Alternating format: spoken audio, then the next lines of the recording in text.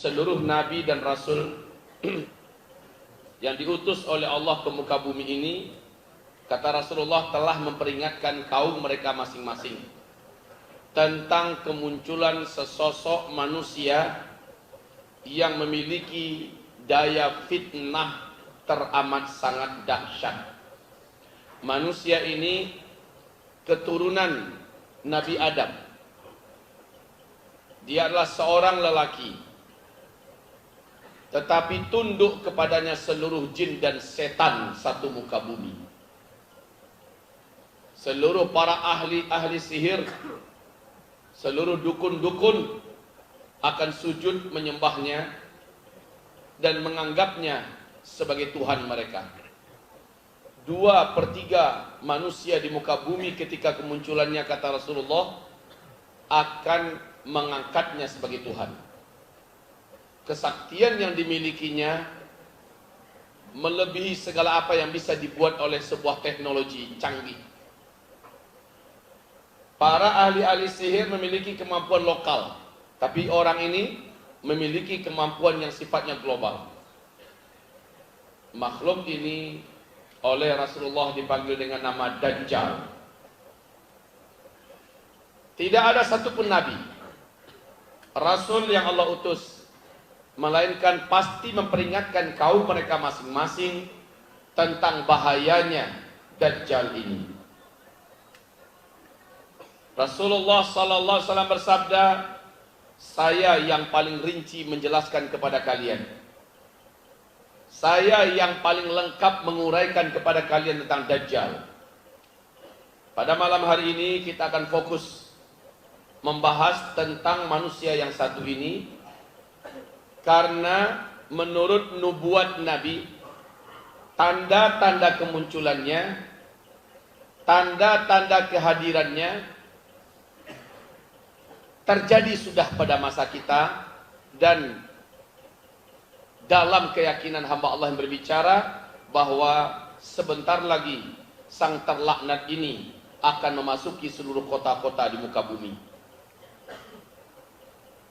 Ibadallah, saya tidak akan menguraikan Dajjal ini bapaknya siapa, emaknya siapa, lahir tanggal berapa, jam berapa, di mana, itu nggak penting semuanya.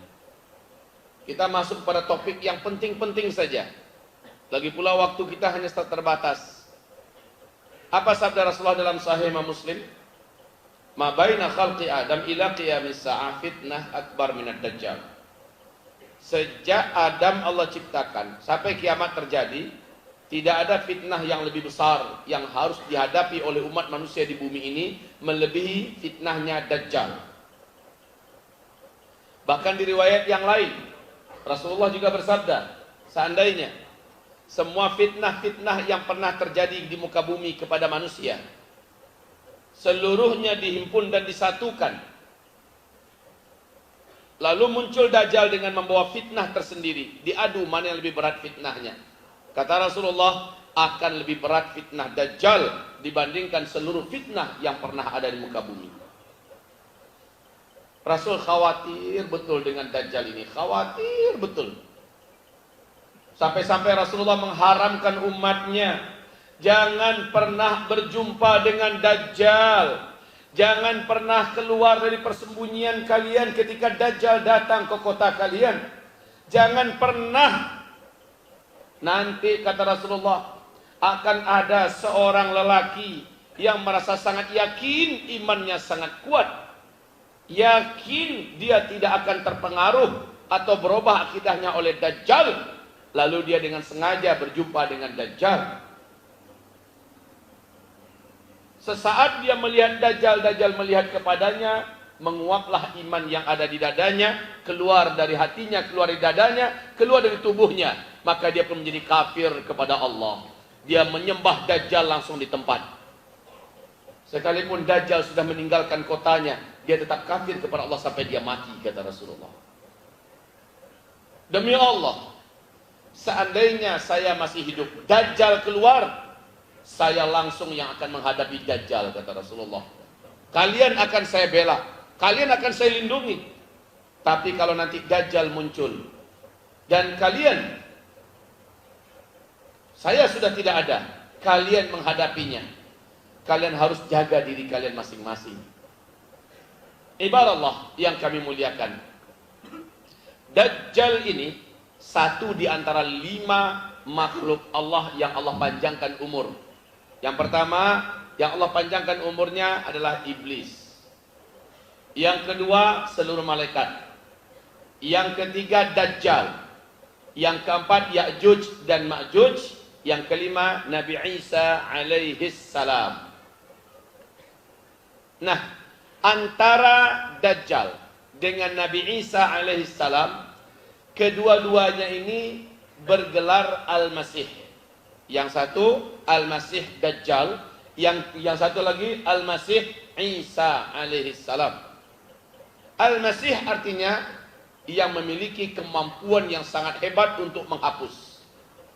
Al-Masihud Dajjal, orang yang memiliki kemampuan yang sangat hebat untuk menghapus kebenaran, bahkan menanggalkan keimanan yang ada dalam dada umat Nabi Muhammad yang punya iman kepada Allah. Ini Al-Masih Dajjal. Sementara Al-Masih Isa, orang yang diberi oleh Allah kemampuan yang luar biasa, menghapuskan seluruh kekufuran dan kekafiran yang ada pada Dajjal. Tidak tanggung-tanggung, Nabi Isa memiliki kemampuan di mana Dajjalnya langsung bisa dilenyapkan oleh Nabi Isa. Tidak ada di alam semesta ini, kata Rasulullah, dari kalangan jin dan manusia yang mampu menghadapi Dajjal. Tidak ada. Satu-satunya yang Allah simpan di langit dunia, nanti diturunkan kembali ke dunia dalam rangka untuk menghapus keberadaan sang fitnah terbesar ini. Isa alaihi salam diberi oleh Allah kemampuan melebihi Dajjal, dan hanya Isa yang mampu mengalahkan Dajjal laknatullah alaihi. Pernah di zaman Nabi, Umar bin Khattab sangat geram dengan seorang lelaki, dan hampir seluruh sahabat yakin laki-laki tersebut pasti Dajjal. Sebab apa? Pertama, dia memiliki ciri-ciri fisik yang mirip dengan fisiknya Dajjal, sesuai yang digambarkan Rasulullah. Kemudian dia tidak pernah mau duduk bersama para sahabat, apalagi di depan Rasul.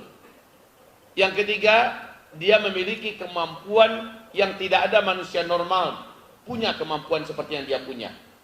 Nama laki-laki ini adalah Ibnu Sayyad. Hampir mayoritas sahabat yakin Ibnu Sayyad ini adalah Dajjal. Sehingga ketika suatu hari Rasulullah bersama Umar bin Khattab, Dajjal dari balik-balik kebun kurma mengintai-intai dan mengincar-incar, memata-matai Rasul dan Umar bin Khattab. Rasul dan Umar tahu dari balik batang pohon si Ibnu Sayyad ini sudah memata-matai.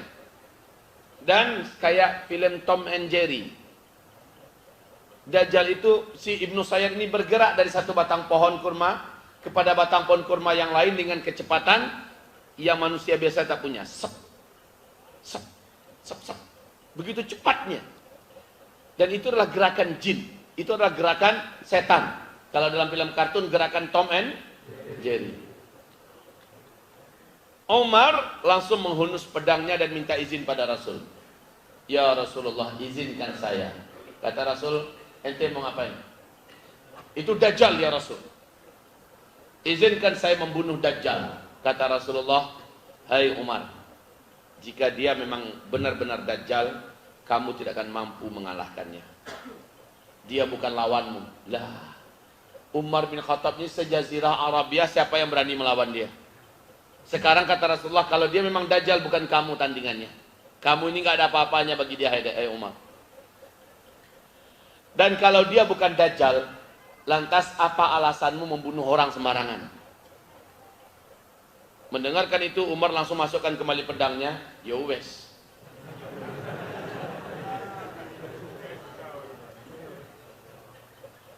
Ibarat Allah yang kami muliakan, Rasulullah meninggal dunia, Abu Bakar naik menjadi khalifah. Abu Bakar meninggal dunia, Umar yang naik menjadi Amirul Mukminin. Menjelang meninggal, Umar masih bersumpah, demi Allah saya yakin betul Ibnu Sayyad adalah Dajjal. Itu kata Umar bin Khattab. Safiyah juga yakin bahwa Ibnu Sayyid adalah Dajjal. Aisyah radhiyallahu anha juga yakin Ibnu Sayyid adalah Dajjal. Anas bin Malik, Ubay bin Ka'ab, tidak sedikit sahabat-sahabat yang yakin Ibnu Sayyid adalah Dajjal. Ala kulli hal, ini tentang pengantar. Saudara-saudari hamba-hamba Allah yang kami muliakan, kenapa kita perlu cemaskan Dajjal ini? Lah kalau Nabi dan Rasul saja cemas, gimana kita nggak cemas? Ketika Nabi mengharamkan kita jangan coba-coba ketemu dengan Dajjal, berarti ada sesuatu yang dahsyat pada diri Dajjal ini. Ada sesuatu yang paling dikhawatirkan pada Dajjal ini, dan kemunculannya adalah petaka terbesar. Coba bayangkan, semua fitnah yang ada di muka bumi ini yang pernah melanda umat manusia, disatukan seluruh fitnah-fitnah yang ada sepanjang sejarah, lalu diadu tanding dengan fitnah yang dibawa oleh Dajjal. Kalah seluruh fitnah yang ada. Betapa dahsyatnya fitnah Dajjal ini. Maka Nabi mengajarkan betul agar selepas sholat pas tahiyat akhir, selesai sujud yang terakhir, sebelum Assalamualaikum, harus membaca doa perlindungan dari Dajjal. Allahumma inni a'udzubika min adzabil qabri wa min adzabin nar wa min fitnatil mahya wal mamat wa min fitnatil masihid dajjal. Sampai begitu spesialnya sehingga minta kepada Allah khusus, lindungi hambamu ini Allah dari fitnahnya Dajjal. Ya Rabb, wahai hamba-hamba Allah yang kami muliakan. Sekarang Dajjal itu siapa? Wah, sebelumnya banyak beredar dalam pemikiran masyarakat awam dan umum, Dajjal itu matanya satu, di sini letaknya, ya kan? Kemudian dia itu tinggi, besar, seperti yang dijelaskan di salah satu televisi nasional. Ada seorang ustadz sedang memberikan ceramah live, ditanya oleh penontonnya, Dajjal itu apa? Dijawab, jawabannya membuat saya miris. Apa jawabannya? Oh, Dajjal itu tinggi, laut yang dalam, kalau dia masukkan kakinya ke dalam laut hanya semata kaki saja. Majang, oi.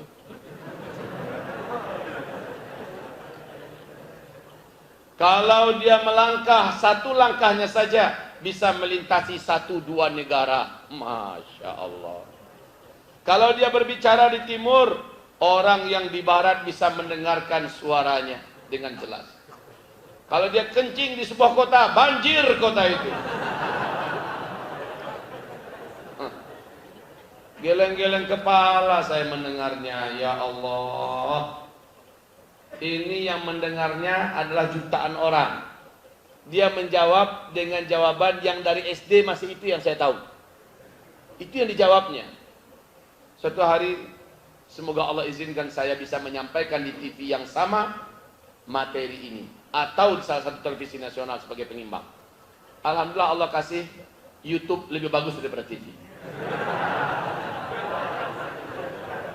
Ya, lebih luas lagi jangkauannya. Alhamdulillah. Baik. Dajjal itu, kata Rasulullah, laki-laki seperti kalian, normal, manusia biasa. Kelebihannya dia berumur panjang. Laki-laki ini, kata Rasulullah, lebih pendek dari kalian sedikit. Satu orang ya. Kalau menurut Syekh Imran Hussein, Dajjal itu diartikan dengan sistem. Amerika dan PBB sekarang adalah Dajjal katanya. Tetapi minta maaf, beliau agak sedikit atau terlalu berani dalam masalah mentakwil-takwilkan hadis kepada makna yang lain. Padahal Nabi menyebutkan rinci dari ujung rambut sampai ujung kaki Dajjal itu. Macam mana mau ditakwilkan? Seorang laki-laki dibandingkan kalian dia lebih pendek sedikit, kata Rasul. Kan udah jelas itu. Kemudian rambutnya keribu.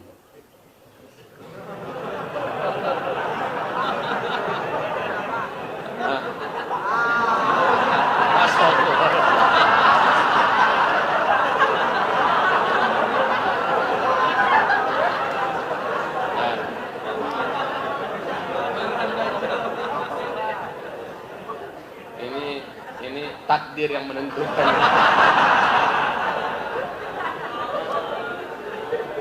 Yang jelas, kalau ini cakep, ini antri wanita solehah mau dengan dia. Sementara kalau Dajjal itu memang kribo. Masih ingat dulu si Sri Satya Sai Baba, Ahmad Albar kalau kita penyanyi lama dulu, ibunya. Kemudian kata Rasulullah, badannya gompal, full daging, sekol. Beda kan?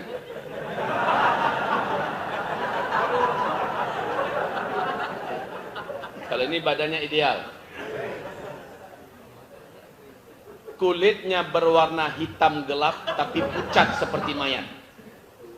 Dan ada bercak-bercak merah di beberapa bagian kulitnya. Kedua bola matanya kata Rasulullah menyembul keluar. Hanya sisa sedikit aja masih di sarangnya. Sementara mata yang sebelah kanan tertutup oleh daging kening Dajjal ini yang meleleh. Daging keningnya ini meleleh menutupi matanya yang sebelah kanan. Ujung daging kening yang meleleh nempel di pipi.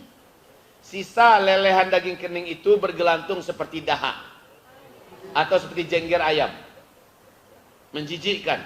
Sementara tonjolan mata yang sudah hampir keluar itu nampak, sangat nampak dari daging kening yang melelehnya menempel di sini.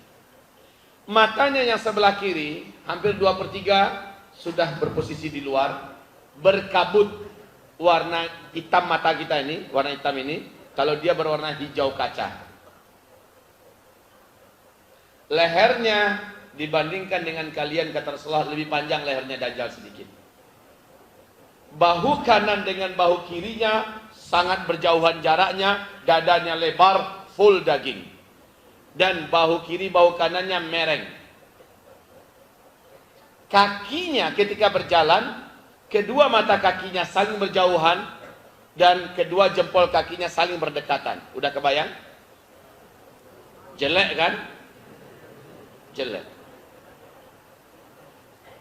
Cacat dan jelek. Tetapi jangan salah-salah.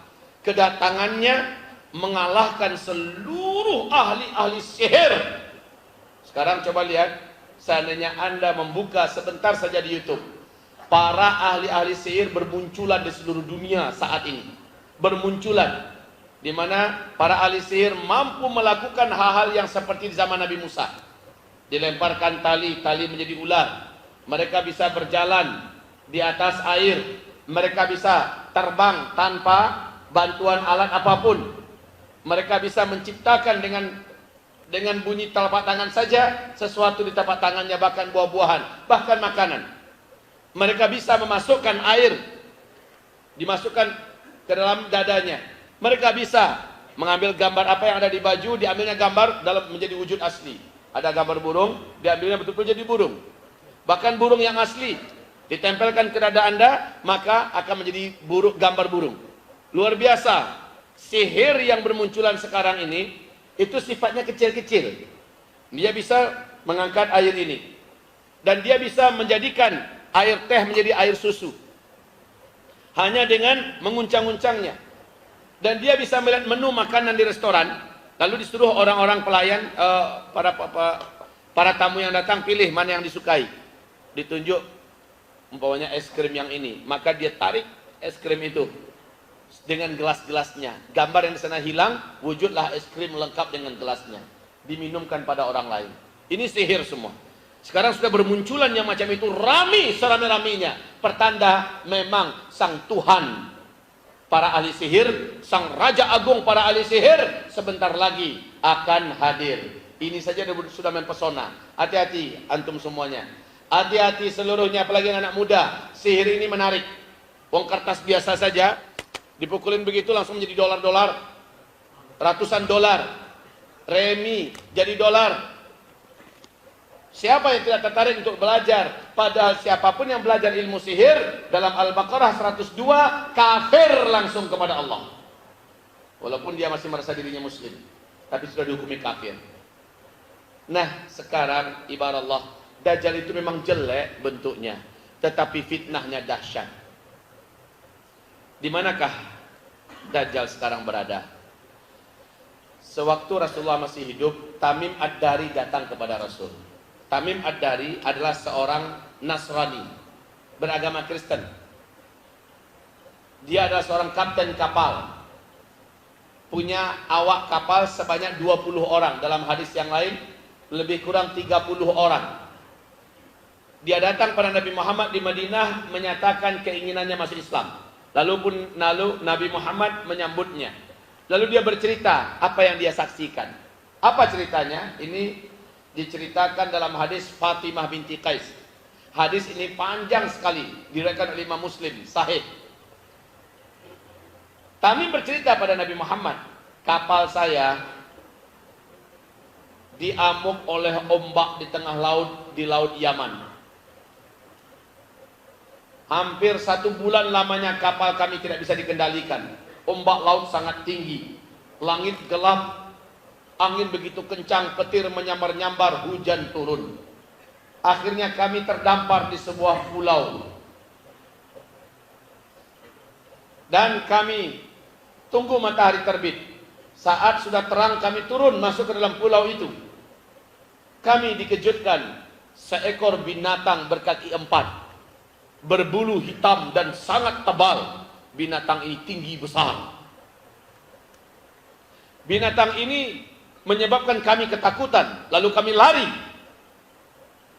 Kami tidak mampu membedakan binatang ini mana bagian kepala, mana bagian pantatnya, saking tebalnya bulunya yang hitam itu. Lalu kami lari dengan cepat.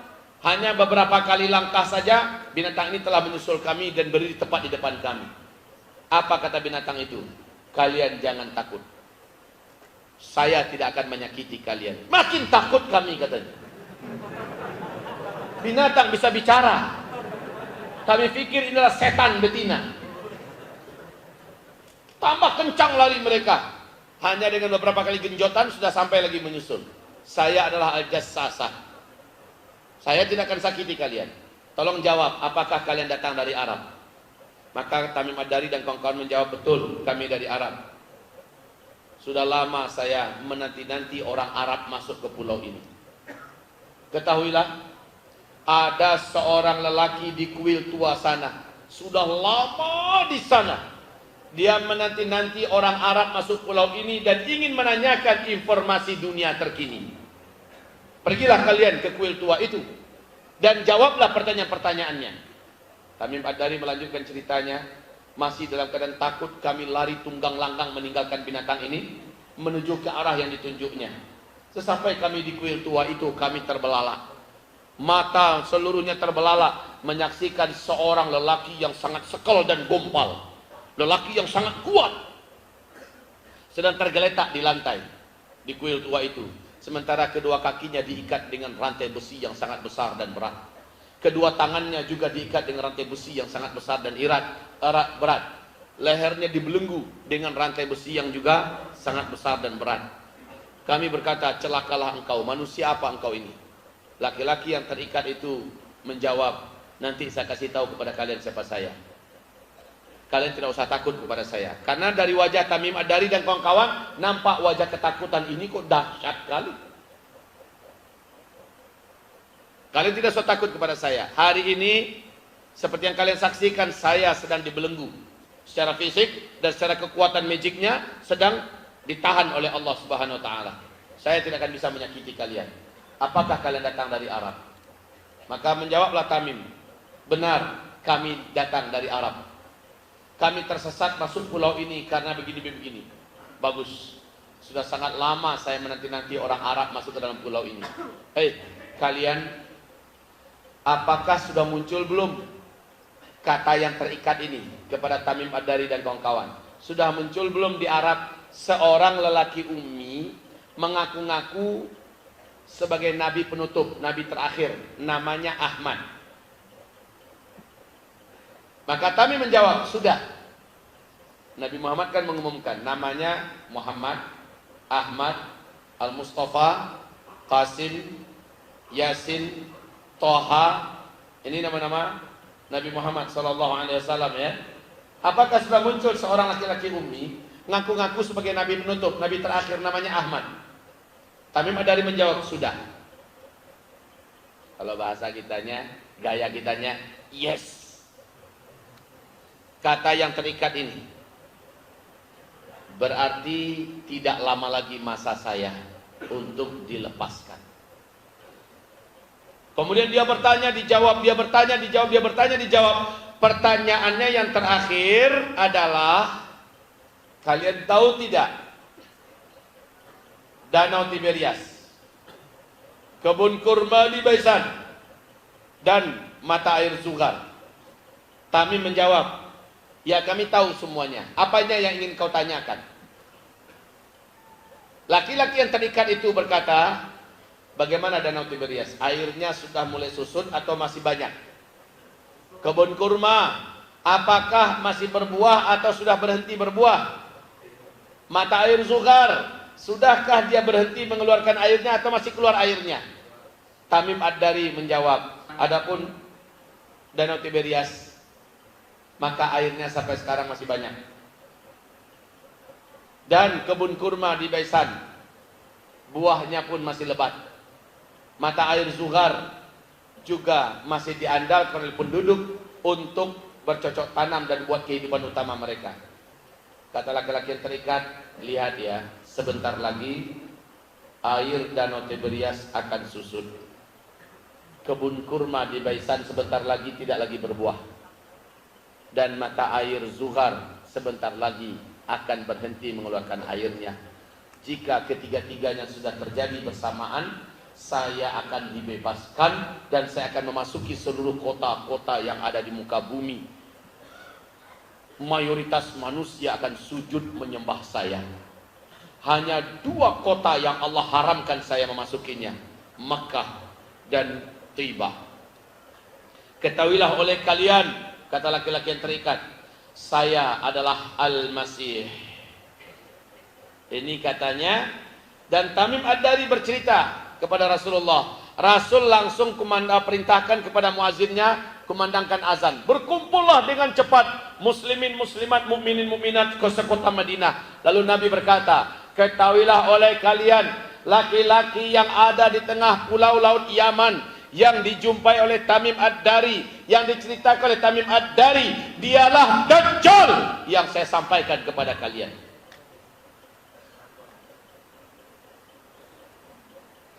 Dua kota yang tidak bisa dimasukinya, Mekah dan Taibah. Taibah itu adalah Madinah ini, kata Rasulullah. Taibah itu adalah Madinah ini. Baik.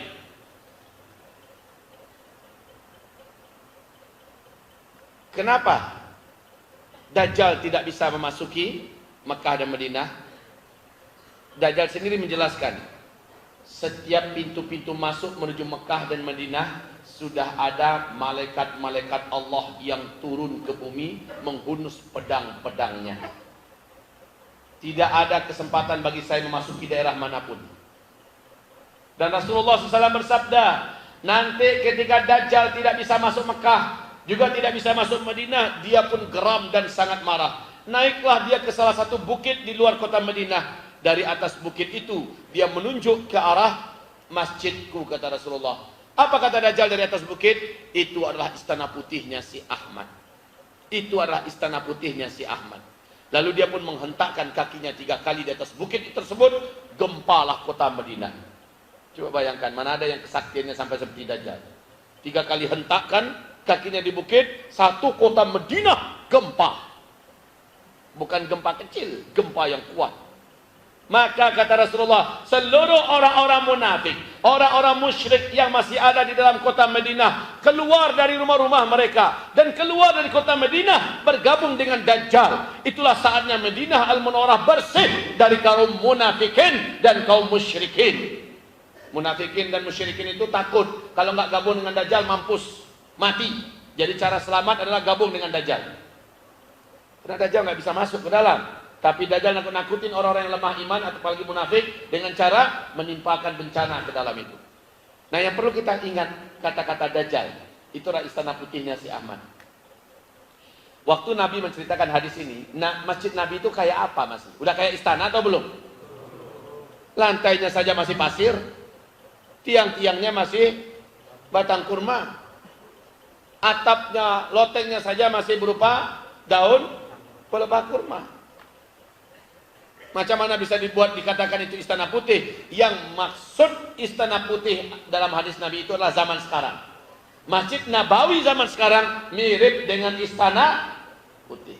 Dan Allahu Akbar, saya kemarin ini ditemani oleh salah seorang sahabat di Madinah Al-Munawwarah. Dia punya usaha sendiri, perusahaan sendiri. Apa kata beliau? Dibawanya saya ke bukit itu. Memang tepat berbatasan dengan kota Madinah. Dan bukit itu sudah dibangun di atasnya istana kerajaan Arab Saudi. Bukit ini disebut oleh para ulama Madinah dengan Bukit Dajjal. Bukit Dajjal. Dan tidak ada yang boleh naik ke atas itu. Dan di sana simbol-simbol Dajjal lengkap di atas bukit tersebut. Ya Allah. Jadi kalau saya tidak merasa heran. Saya tidak merasa heran. Kenapa? Pemerintahan Arab Saudi yang sekarang ini memang garis keturunannya dari Alu Sa'ud adalah Yahudinya Arab. Yahudinya Arab. Mereka ini pendatang, bukan asli orang Arab. Penguasa Mekah, Madinah dan Hijaz seharusnya dari lalu Blok Timur, kemudian ditaklukkan perang melawan Amerika dan Eropa di Ghutah. Kemudian baru setelah itu Konstantinopel, Turki, baru setelah itu Dajjal keluar. Saudara-saudari hamba-hamba Allah yang kami muliakan, mari kita bicara lagi tentang Dajjal ini. Lah, sekarang beliau ada di pulau sana. Kenapa pulau itu dicari-cari sekarang tidak ketemu? Tolong jawab. Apakah Rasulullah SAW berbohong sementara hadis ini sahih? Jawabannya sama. Kenapa Ya'juj dan Ma'juj tidak ketemu di mana mereka sekarang? Padahal jumlahnya beranak pinak tidak terkira-kira banyaknya. Jawabannya adalah bila Allah ingin menutupi kita dari sesuatu, Allah dengan mudah melakukannya. Sehingga tidak bisa terjangkau oleh satelit, tidak akan bisa dicari sampai kapanpun. Namun bila Allah sementara sudah mentakdirkan, dia akan muncul. Baik. Dajjal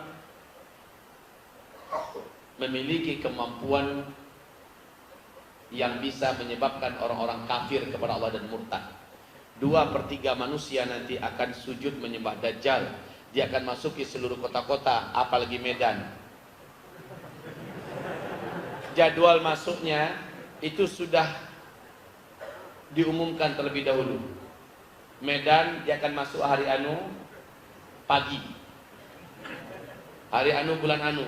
Nanti orang yang di Medan dan seluruh yang di luar Medan sudah siap siaga menunggu hari itu. Kedatangannya nanti dielu-elukan, sangat ditunggu-tunggu. Dia bagaikan dewa penyelamat. Kenapa? Menjelang Dajjal keluar, kata Rasulullah, orang di muka bumi akan mengalami kemarau yang ekstrim. Seluruh dunia selama 3 tahun berturut-turut, akibatnya kelaparan banyak di mana-mana terjadi. Sementara Dajjal datang bisa menghidupkan tanah yang mati. Suatu kota yang tandus dan mati hanya ditunjuk oleh Dajjal, langsung tumbuh tanam-tanaman, mengalir air, sungai-sungai besar dengan air yang bening keluar dari tangannya. Luar biasa kemampuan Dajjal. Dajjal bisa menunjuk ke arah langit. Maka langit yang sudah lama biru tidak ada awan, langsung muncul awan yang sangat banyak berarak berlapis-lapis. Dan awan itu digerakkannya, maka turunlah hujan di sana. Lalu Dajjal juga bisa menunjuk ke arah kuburan mana saja. Siapapun yang pernah dikuburkan di kuburan itu akan bangkit kembali, tetapi utuh sepertinya belum pernah mati sebelumnya. Bangkit kembali dalam keadaan normal. Dan langsung dia mencari keluarganya yang ada. Wahai istriku, wahai anakku, lihat ayah, lihat suamimu telah dibangkitkan kembali oleh Tuhan kita. Inilah yang selama ini kita sembah. Marilah wahai istriku, marilah anak-anakku, wahai marilah keluargaku, kita sembahi dia. Dia adalah Tuhan yang selama ini kita sembah. Apa sabda Rasulullah? Demi Allah, seluruh yang bangkit dari kuburan itu bukanlah manusia yang mati dan dikuburkan di sana, tetapi setan-setan yang menjelma dalam wujud manusia yang pernah meninggal dan dikuburkan di sana. Nanti yang tahu ini cuma orang yang ngaji. Macam saudara-saudara ini ngaji sekarang, nanti Dajjalnya muncul, mengatrasikan kemampuannya, Anda langsung paham. Ini yang disampaikan oleh Ustaz Zulkifli Muhammad Ali dulu. Ini adalah sihir. Percayalah, yang ngaji cuma yang tahu. Ibu-ibu yang ngaji yang cuma tahu. Yang nggak ngaji, sangat yakin ini ada Tuhan. Ini adalah Tuhan. Ditambah dia membawa gunungan makanan. Nggak usah pakai atraksi, demonstrasi, keahlian apa-apa. Cukup membawa gunungan makanan, sudah banyak orang mau murtad itu. Di hari-hari lapar. Betul tidak? Apalagi dia mengatraksikan. Nah, ibarat Allah, hamba-hamba Allah yang kami muliakan, jangan coba-coba melawan dengan Dajjal. Tidak ada yang mampu melawan Dajjal. Dan jangan sok percaya diri atau umpamanya mau selfie dengan Dajjal. Mau minta tanda tangan, pasti kafir langsung kepada Allah Subhanahu wa ta'ala.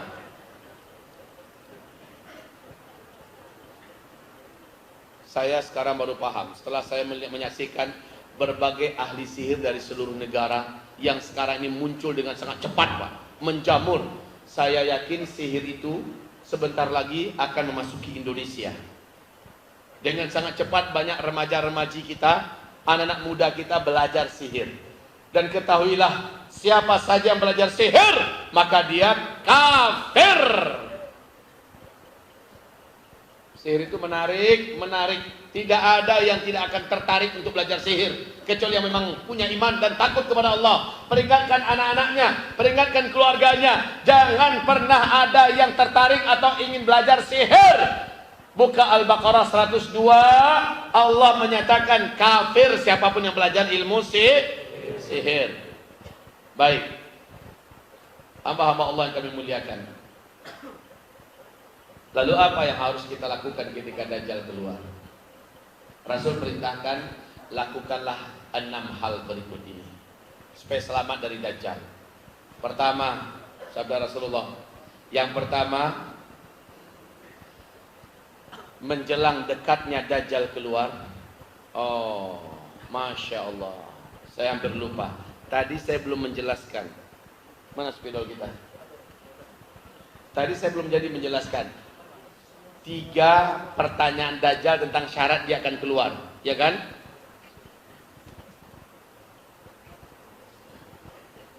Yang pertama, Dajjal bertanya tentang Danau Tiberias. Danau Tiberias. Yang kedua, dia bertanya tentang kebun kurma. Di mana? Di Baisan. Yang ketiga, dia bertanya tentang mata air Sugar. Ini hadisnya Sahih Muslim, ya. Baik. Waktu dia bertanya, air Danau Tiberias masih full. Kebun kurma di Besan masih lebat buahnya, dan mata air Sugar masih menjadi topang hidup utama bagi warga dan masyarakat. Tapi saya uraikan satu-satu. Ini permukaan danau. Permukaan danau.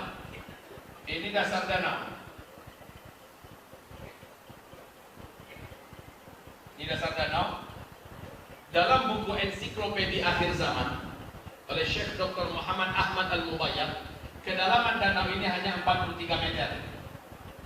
Tapi menurut Syekh Manduh, dengan analisa dan tim yang lain yang juga ikut menyelam, menyampaikan 45 meter saja kedalaman danau ini. Danau Tiberias ini letaknya sekarang adalah di kawasan Palestina yang paling indah dan paling subur, dan ini yang dijajah oleh bangsa Yahudi, dan mereka mendirikan negara Israel di sana. Airnya sangat bening, airnya sangat enak. Danau ini tidak pernah susut sepanjang sejarah.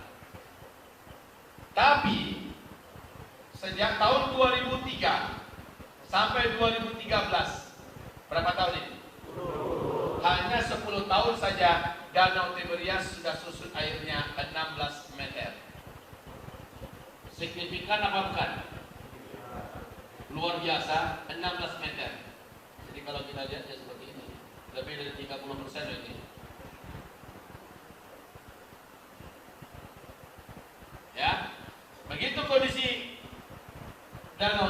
menyusut 16 meter.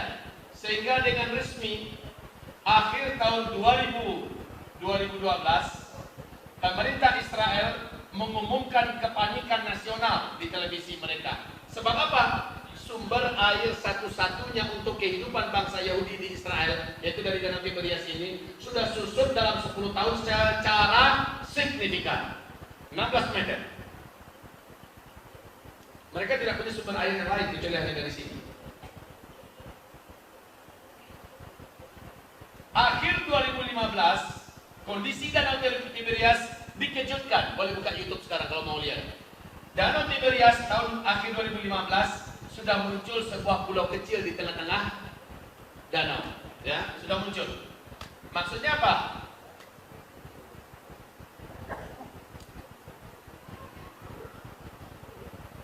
Ya, maknanya bagian dasar danau yang paling menonjol itu sudah nampak seperti sebuah pulau. Ini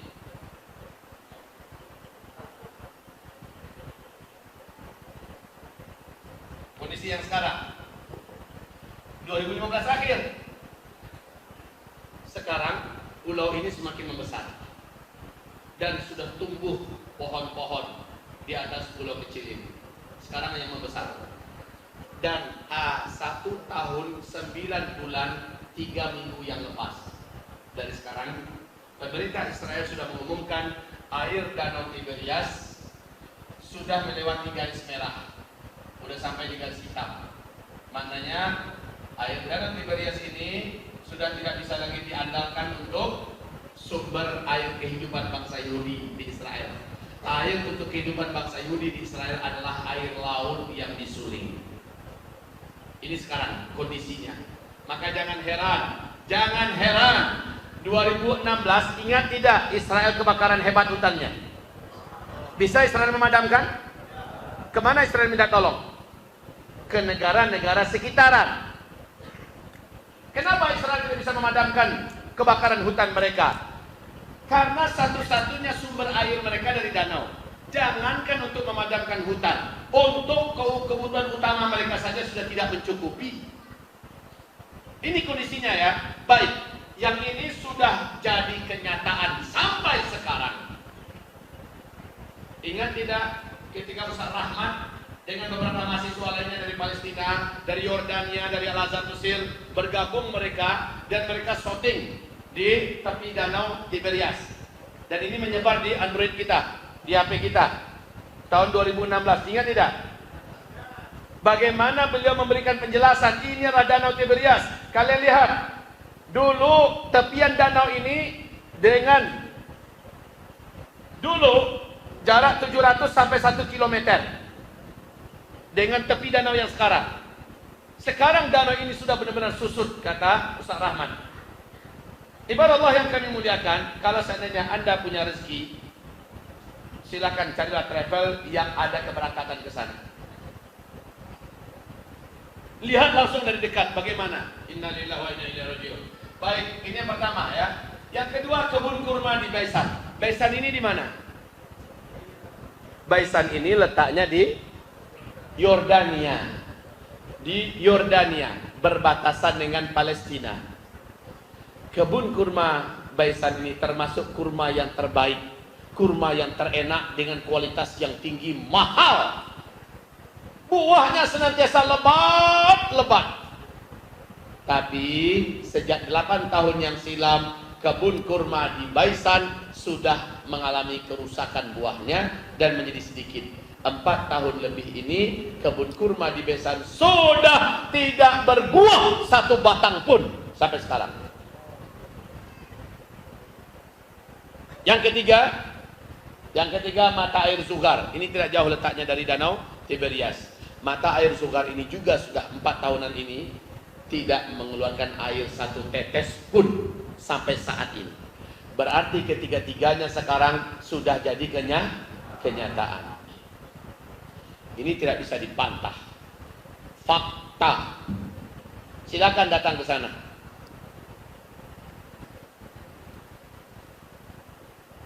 Ibarat Allah yang kami muliakan, Yang paling mengejutkan adalah berita yang menggemparkan seluruh televisi Arab tahun 2004. Seluruh channel televisi Arab memberitakan adanya tokoh-tokoh masyarakat Palestina yang diwawancarai tentang kebenaran berita telah lahir seorang bayi laki-laki yang dapat berbicara dalam bahasa Arab yang fasih, tapi dia hanya bicara satu kali saja. Setelah itu dia normal seperti bayi-bayi pada umumnya. Tahun berapa?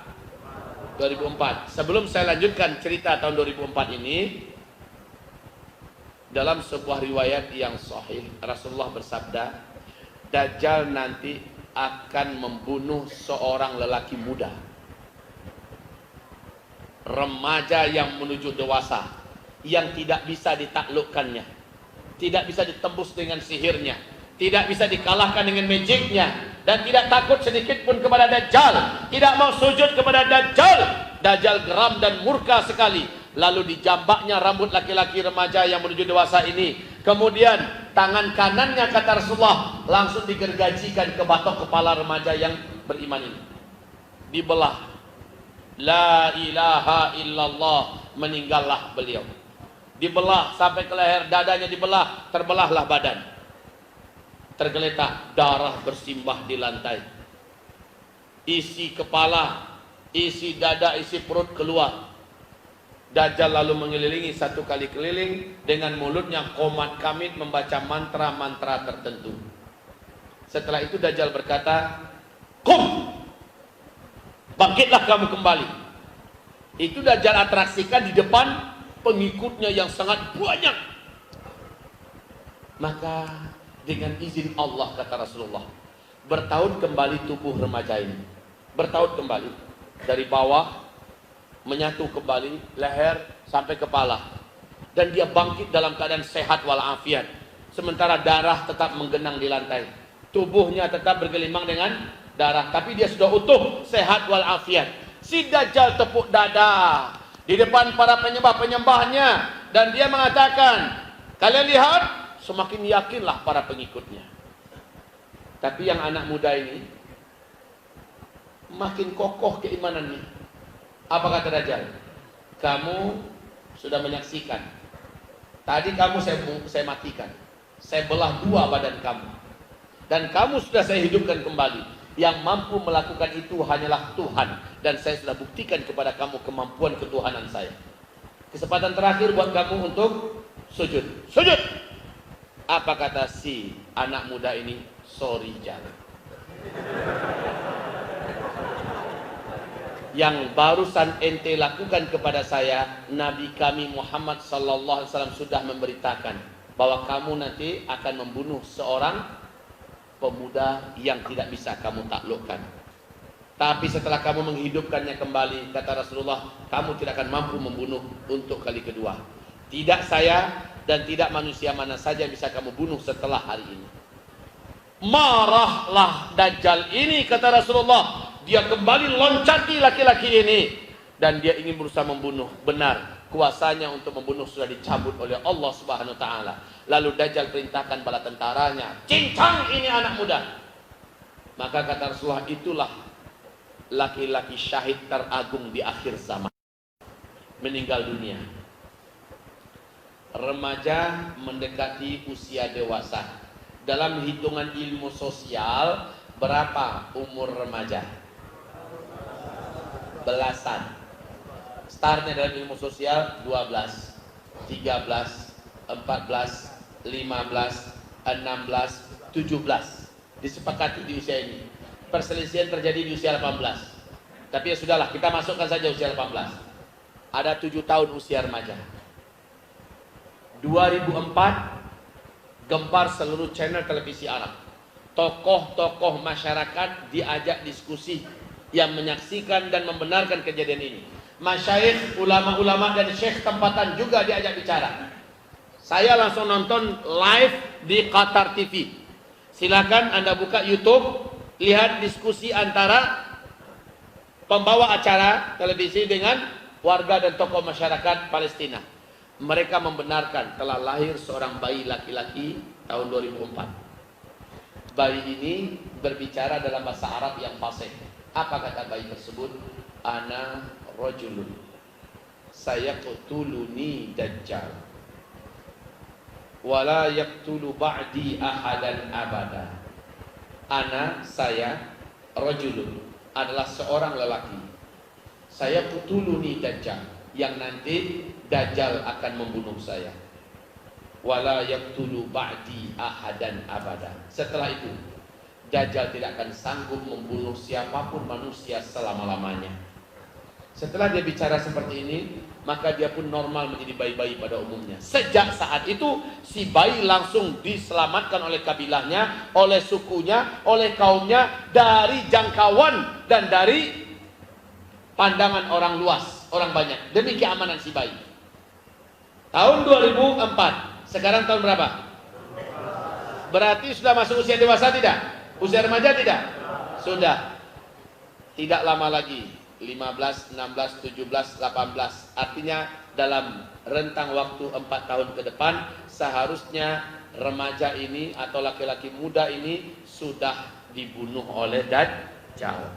Maknanya sebentar lagi Dajjal ini harusnya sudah keluar. Ustaz, itu kan berita TV, Ustaz. Ya, saya nggak percaya, banyak yang bohong di TV sekarang, Ustaz. Seperti di Metro TV itu kan banyak bohongnya, Ustaz.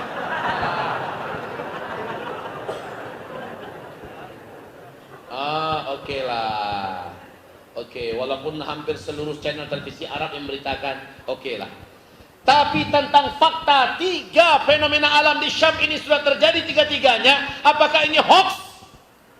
Apakah ini hoax? Silakan berangkat. Lihat langsung dari dekat. Ustaz, nggak ada ongkos.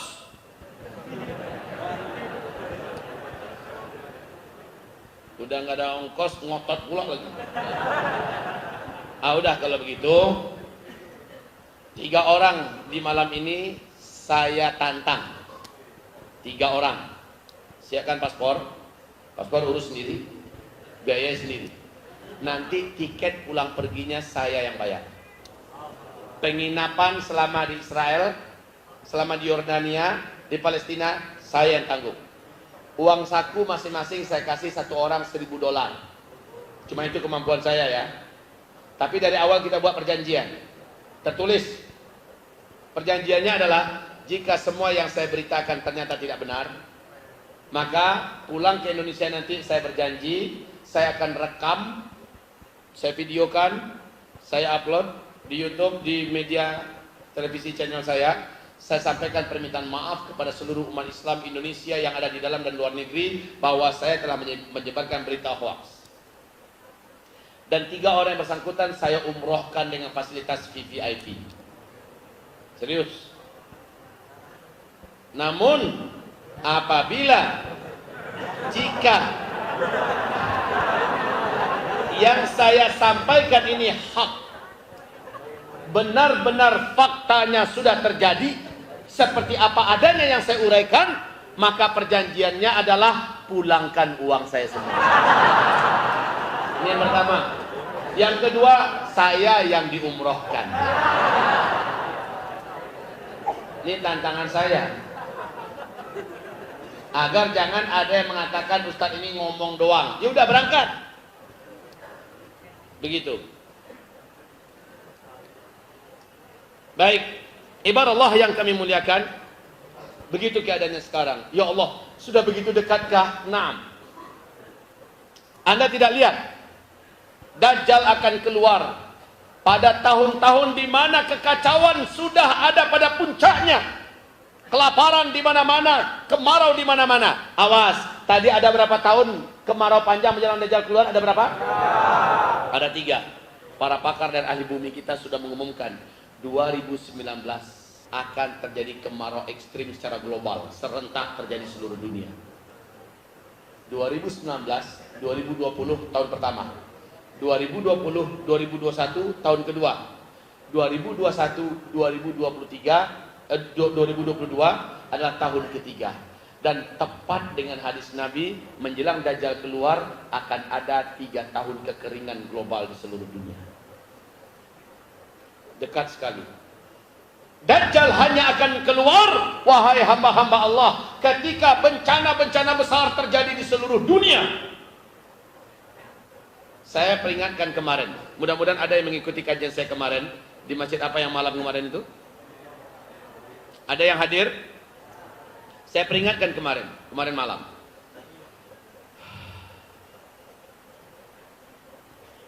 Bahwa sosok yang akan berhadapan dengan Dajjal nanti ada 3 orang. Sosok tersebut yang pertama Al-Mahdi, yang kedua Dajjal, yang ketiga Isa alaihis. Ini 3 tokoh legendaris akhir zaman akan ketemu sezaman dan mereka akan saling. Kalau Al-Mahdi akan dibantu oleh Nabi Isa alaihissalam, lawan tunggal dengan pengikut yang jumlahnya sangat banyak seluruh dunia adalah Dajjal. Dengan kesaktian yang sempurna, Al-Mahdi tidak mampu mengalahkan Dajjal. Justru Al-Mahdi terperangkap dalam pengepungan yang sangat mematikan. Al-Mahdi tidak bisa mengalahkan Dajjal. Dajjal memang tidak terkalahkan. Walaupun Al-Mahdi begitu jumawa dan perkasa, Al-Mahdi mengalahkan seluruh kekuatan-kekuatan dunia timur dan barat. Tetapi berhadapan dengan Dajjal, Al-Mahdi benar-benar terkepung dan hampir dibantai oleh Dajjal dan bala tentaranya. Al-Mahdi terkepung saat beliau di masjid Jami' yang ada menara putihnya di Damaskus, kata Rasulullah. Masjid itu ada menara putihnya. Di waktu asar Al-Mahdi dikepung oleh Dajjal dan bala tentaranya, sementara Imam Mahdi dengan para mujahidin terbaik di muka bumi ada di dalam masjid, tidak berkutik. Mereka yakin, sangat yakin bahwa pertolongan Allah pasti akan datang. Sementara Dajjal dengan bala tentaranya yakin bahwa besok Al-Mahdi dan orang-orang yang bersama Imam Mahdi akan mereka bantai bersama-sama. Kemudian kata Rasulullah, di malam itu Imam Mahdi dan orang-orang yang beriman menghabiskan malamnya dengan tahajud, dengan doa, dengan zikir, dengan istighfar, dengan tangisan kepada Allah. Pada waktu subuh dikumandangkan azan, mereka pun sholat sunat sebelum subuh, sholat sunat fajar, ya. Ketika akan qomat, seluruh mata terbelalak menatap ke arah langit. Apa yang terjadi? Allah menurunkan Nabi Isa alaihissalam. Isa turun diapit oleh 2 orang malaikat yang bersayap. Kedua telapak tangan Nabi Isa, telapak tangan yang kanan diletakkan di pundak kiri malaikatnya yang sebelah kanan. Telapak tangan kiri Nabi Isa diletakkan di pundak kiri malaikat yang sebelah di pundak kanan malaikat yang sebelah kirinya Nabi Isa. Nabi Isa turun, landing. Perlahan sampai selesai di bawah, 2 malaikat ini kembali naik. Nabi Isa sudah diyakini oleh Imam Mahdi dan orang beriman memang waktunya untuk diturunkan ke bumi. Dengan cepat Imam Mahdi mundur, adab seorang umat kepada Nabi Allah. Imam Mahdi langsung mundur, mempersilahkan Nabi Isa yang menjadi imam. Apa kata Nabi Isa? Tidak. Sekarang qomat tadi untuk engkau. Pemimpin sekarang adalah engkau. Majulah jadi imam. Maka Imam Mahdi pun maju kembali mengimami sholat. Hati Imam Mahdi dan orang-orang beriman berbunga-bunga, karena sang penakluk Dajjal yang perkasa sudah Allah turunkan, Nabi Isa alaihissalam. Selesai sholat subuh, mereka pun zikir pagi. Tekad Dajjal, matahari terbit, gerbang dihancurkan dan langsung dibantai Imam Mahdi dengan seluruh para mujahidin yang ada di dalam masjid. Ini tekad Dajjal, tunggu matahari terbit. Sementara Nabi Isa udah ada di dalam dan Dajjal nggak tahu.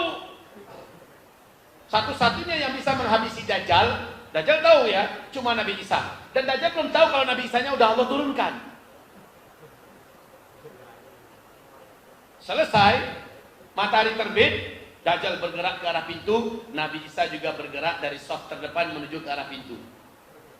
Sama-sama mendekati pintu. Si Dajjal nggak tahu Dia masih begitu sombong di luar. Kita bunuh Al-Mahdi, kita habisi semua orang-orang yang bersama Al-Mahdi. Ketika Dajjal akan membuka pintu, Nabi Isa sudah membuka pintu terlebih dahulu. Apa kiak Dajjal?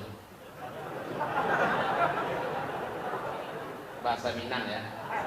Artinya menjeritlah Dajjal. Jeritan Dajjal ini bisa membuat jantung-jantung orang yang dekat situ bisa lepas. Kenapa? Karena kata Rasulullah, dengan dia melihat Nabi Isa, meleleh tubuhnya seperti garam meleleh dimasukkan ke dalam air. Demi Allah, kata Rasulullah, kalau Dajjal tetap bertahan berdiri di depan Isa, dia akan menjadi cairan yang menggenang di lantai. Menjerit kesakitan, langsung dia dengan kesaktian yang ada pergi sejauh-jauhnya ke ufuk timur. Nabi Isa udah nunggu di sana. Lari lagi ke ufuk barat, udah ditunggu lagi. Mau kemana, Boy? Ente mau kemana? Jadwal Dajjal dibunuh sudah dikasih tahu. Jadwalnya jam sekian, tempatnya di Palestina, tepatnya di depan pintu Lut, Palestina. Maka Nabi Isa pun sudah standby di situ. Nabi Isa tahu, ntar lagi Dajjal nyampe. Benar, ketika Dajjal muncul, langsung tombak atau senjata yang dibawa oleh Nabi Isa dihunjamkan ke tubuhnya, tembus. Matilah sang pengaku sebagai Tuhan ini. Mati. Senjata yang masih bergelimang dengan darah dibawa dengan cepat kembali Nabi Isa di hadapan Imam Mahdi dan orang beriman, bahkan di depan orang-orang Yahudi yang ada, pengikut-pengikut Dajjal, diumumkan, ini darah Tuhan kalian dan inilah darah Dajjal. Orang beriman bertakbir, Allahu Akbar, Allahu Akbar, Allahu Akbar. Si Yahudi terkencing-kencing. Mereka buang senjata-senjata mereka, lalu langsung mereka lari tunggang langgang menyelamatkan diri. Maka terbuktilah dalam Al-Quran Allah mengatakan orang yang paling takut mati itu adalah Yahudi. Mereka langsung sembunyi. Kemana saja mereka sembunyi saat itu, kata Rasulullah. Allah izinkan benda tempat mereka bersembunyi di belakang itu bicara. Batu bicara, ya Muslim, hadza Yahudiyun warai ta'ala faqtulhu. Hai Muslim, sini ada Yahudi di belakang saya, lagi sembunyi. Sini, tangkap, bunuh dia. Sembunyi di balik pohon, pohonnya juga bicara. Hai Muslim, sinilah ada Yahudi yang sembunyi di sini. Tangkap dia, bunuh. Semua alam Allah izinkan bicara. Illal gharqad, kecuali pohon gharqad. Fa innaha syajarul yahud. Sesungguhnya gharqad itu adalah batang-batang pohonnya yang berpihak kepada Yahudi di akhir zaman. Dan 13 tahun yang silam, Rabi-rabi Yahudi telah perintahkan siapapun Perdana Menteri yang menjabat di Israel wajib menanam pohon gharqad. Dan telah jutaan batang pohon ditanam, sekarang sudah setinggi-tinggi 14, 15, 16 meter. Udah bisa untuk bersembunyi di sana. Mereka sudah baca ini hadis. Anehnya kok mereka nggak beriman aja ya kepada Rasulullah, gitu kan? Malah pohon gharqadnya ditanam. Dan pohon gharqad itu berduri loh. Cuma onta yang sanggup mendekati pohon gharqad. Ini sembunyi. Kemana dia bersembunyi? Ketusuk duri, rasain.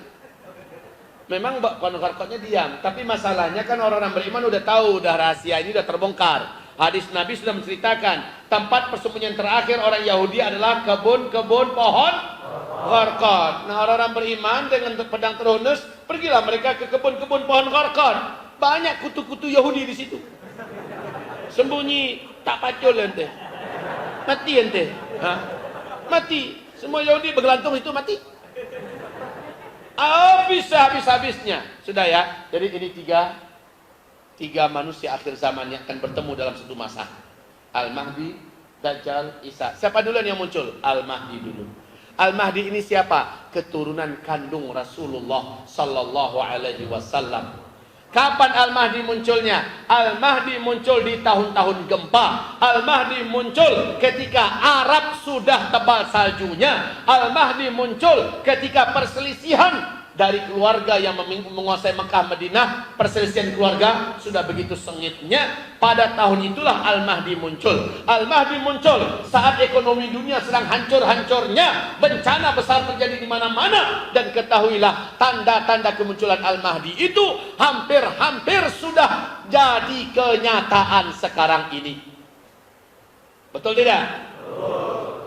Oke, nanti kita ke Dajjal lagi ya. Kita sebentar ke Al-Mahdi. Karena Al-Mahdi adalah sosok tokoh yang akan menjadi si tawa si dingin bagi kita. Oke, Rasulullah bersabda, Al-Mahdi nanti akan dibaiat di depan Ka'bah di usia 40 tahun. Di hadis yang lain, beliau akan dibaiat di usia mendekati 40 tahun. Al-Mahdi ini akhlaknya mirip dengan saya, namanya mirip dengan saya, nama ayahnya mirip dengan nama ayah saya, tapi fisiknya tidak mirip dengan saya.